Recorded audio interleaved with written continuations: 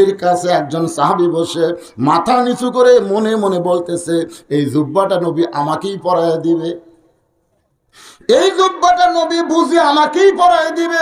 ওই সাহাবীর নাম হলো হযরত আবু বকর। কারণ আল্লাহর নবী বলেছেন, আল্লাহর পরে এই দুনিয়াতে কেউ যদি আমার দোস্ত থাকে, সে দোস্তের নাম হলো আবু বকর। সাহাবীরা বললেন, হে রাসূলুল্লাহ, আল্লাহর পরে হযরত আবু বকর আপনার দোস্ত কেমনে হলো? আপনি কি আমাদের একটু শোনাবেন না? রাসূল বলেন, তাহলে শোনো। একদিন গভীর রাত্রে আবু বকরের দরজায় গিয়া আমি শুধু ঠোকা মারছি, ঠোকা মারার সঙ্গে সঙ্গে দরজা খুলে গেল। আমি বললাম, আবু বকর, আমি যে তোমার বাড়ির দরজায় আসতেছি এইটাকে তুমি আগে থেকে জানো? আবু বকর বলেন, হুজুর 6 মাস পূর্বে আপনি বলেছিলেন একদিন গভীর রাত্রে মক্কা ছেড়ে মদিনায় হিজরত করা লাগবে, আমাকে সঙ্গে করে আপনি মদিনায় যাবেন। সেদিন থেকে আজ পর্যন্ত কোন রাত্রিবেলা আমি ঘুমাইনি, বরং সারা রাত আমি দরজার কাছে দাঁড়িয়ে থাকি।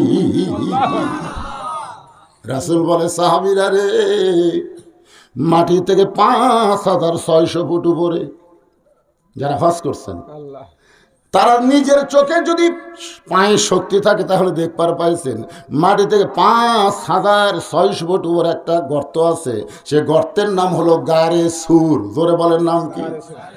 রাসূল বলেন, ওই গারে সুরের মধ্যে আমি দুর্বল হয়ে আবু বকরের উরাতকে বালিশ বানায় যখন ঘুমায় গেছি, আমার আবু বকর তখন ঘুমায়নি। অন্ধকার গর্তে আবু বকর দেখে গরমে নবীর কপাল ঘেমে মুক্তার দানার মতন ঘাম বের হচ্ছে। নবীর ঘামটা মুক্তার দানার মতন দেখে আবু বকরের বড় লোভ হয়ে গেল। এই ঘামটা যদি আমার চেহারার মধ্যে মালিশ করতে পারি, অন্তত হাসরের ময়দান নবীর ঘাম আমার চেহারায় থাকার কারণে আল্লাহ হয়তো আমাকে মর্যাদা বাড়ায় দিবে।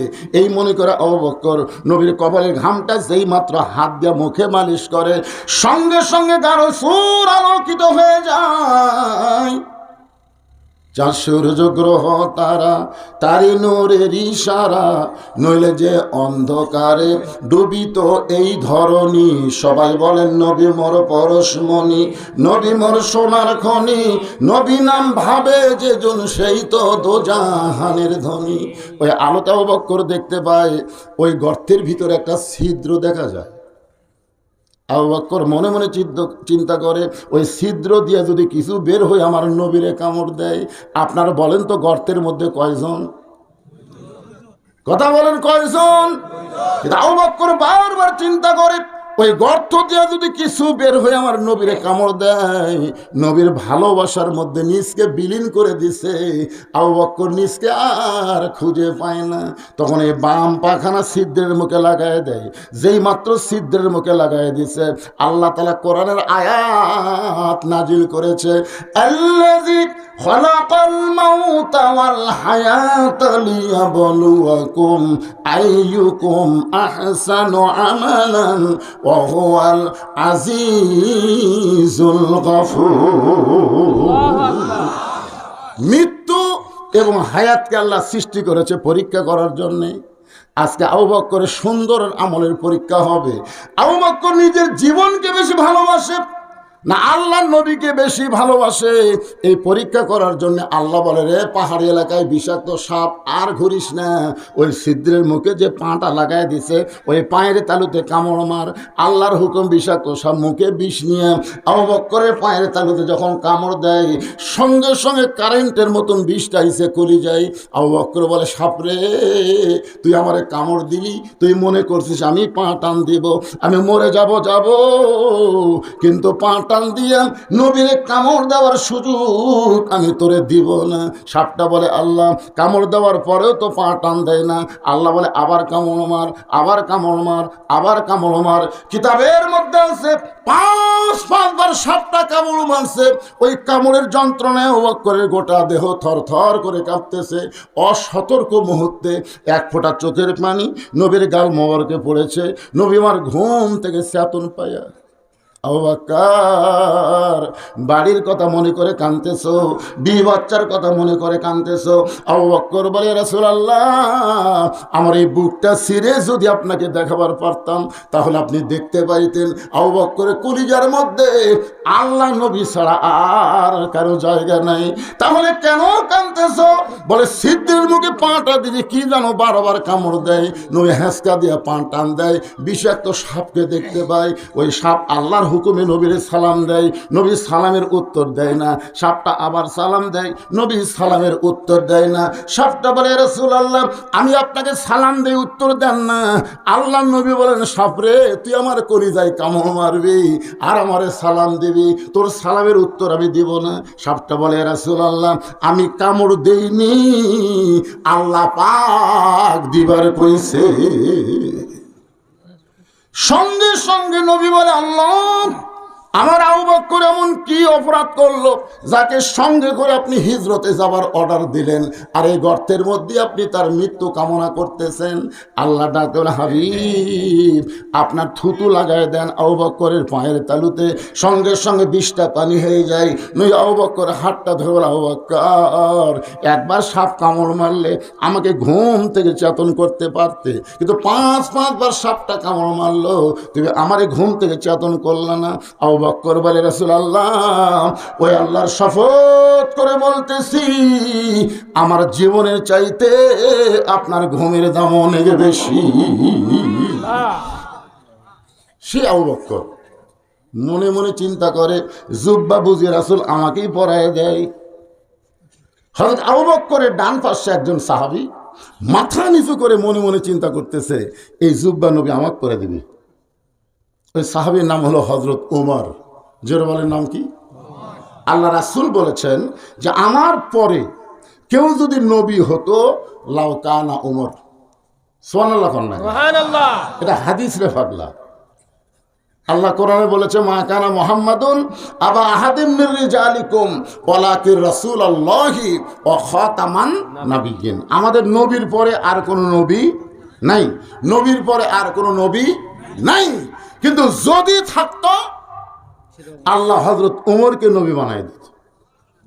আল্লাহ রাসূল বলেছেন, নবুয়তের দরজা বন্ধ হওয়ার কারণে আমার কথার দাম রাখতে গিয়া আল্লাহ তাআলা হাসরের ময়দানে হযরত ওমরকে নবীদের কাতারে দাঁড় করায় দিবে। আপনার তো সুবহানাল্লাহ কইলেন। ঈসা আলাইহিস সালাম যখন চতুর্থ আসমানে গেল, ঈসা বলতেছে, আল্লাহ, মানুষ দুনিয়াতে মরার জন্য যায়, কিন্তু আমার তো দুনিয়াতে মৃত্যু হলো না। আল্লাহ বললেন, ঈসা, সবারই মৃত্যু হবে। ঈসা বললেন, তাহলে আমার চতুর্থ আসমানে মৃত্যু হবে? আল্লাহ বললেন, না, আবার তোমাকে দুনিয়াতে পাঠানো হবে। ঈসা বললেন, আবার কবে নবী করে পাঠাবেন? আল্লাহ বলে, ঈসা, নবী করে না, বিশ্ব নবীর উম্মত করে তোমাকে প্রেরণ করা হবে। সঙ্গে সঙ্গে ঈসা নবী আল্লাহর শুকরিয়া তান 4 রাকাত নামাজ আদায় করে। আল্লাহ বলে, ঈসা, 4 রাকাত নামাজ পড়ার কারণ? বলে, আপনি আমাকে নবী করে দুনিয়াতে পাঠাইছিলেন, আমি তেমন খুশি হতে পারি নাই, কিন্তু বিশ্ব নবীর উম্মত করে আমাকে পাঠাবেন, এই খুশিতে শুকরিয়া তান 4 রাকাত নামাজ আদায় করলাম। তাহলে চিন্তা করেন, নবী হওয়ার চাইতে আমাদের নবীর উম্মত হওয়াটাকেই নবীরা পছন্দ করতেন। আর হযরত ওমরকে আল্লাহ তাআলা নবীদের কাতারে দাঁড় করায় দিছে। এটা শুনে আপনারা করেন সুবহানাল্লাহ। আপনারা মনে হয় বিশ্ব নবীর উম্মত হয়ে মন বেজার না? তাহলে আমার সঙ্গে সকলে একটু বলবেন, না পারলে গুনগুন করবেন, নবী না হয়ে দুনিয়ার, না হয়ে ফেরেশতা আল্লাহর, হয়েছি উম্মত আপনার, তার তরে শুকুর হাজারবার। আচ্ছা, আপনি যে 1000 বার করলেন, আর বেশি হবে না? এই 1000 বার যখন লিখছে, তখন 1 কেজি গোস্তের দাম কত আসলো? না, যে সময় 1000 বার লিখছে তখন মানুষ 1000-এর উপরে হিসাবই জানতো না। আমি দেখছি, আমার ভাই দেখি দেখছি, আমি দেখছি 150 টাকার এক গরু জব করে আমরা ভাগালিয়া, তখন কিন্তু শেয়ার ভাবনা, ভাগ ভাগালিয়ে 60 টাকা দিয়ে চামড়া বেচছি। গরু চামড়া দাম কত? আর গোস্ত থাকলো কয় টাকা? না, 2 মণ। চিন্তা করে দেখেন, দেখছি 150 টাকার গরু, আর যখন 1000 এই গজলের মধ্যে লেখছে তখন মানুষ 1000-এর উপরে হিসাবই জানত না। তো এই সময় এসে যদি আপনি এখন 1000 বার কন, বেশি করা লাগবে। হ্যাঁ সবাই বলবেন তার তরে শুকুর কোটিবার আলহামদুলিল্লাহ। যে কাতারের প্রথম নবী দাউদ আলাইহিস সালাম, ওই কাতারের 2 নম্বর হযরত ওমর, 3 নম্বর থাকবে সুলাইমান। যে কাতারের প্রথম নবীকে মনোযোগ দিয়ে শোনেন, যে কাতারের প্রথম নবী হলো দাউদ আলাইহিস সালাম, ওই কাতারের 2 নম্বরে হযরত ওমরকে আল্লাহ দাঁড় করায় দিবে, আর 3 নম্বরে থাকবে সুলাইমান।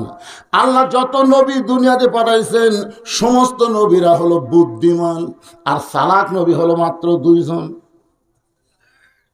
সমস্ত নবীরা কি বুদ্ধিমান, আর চালাক নবী কয়টা? 2 জন। আপনার বলেন তো বুদ্ধিমান আর চালাক এর মধ্যে তফাৎ কি?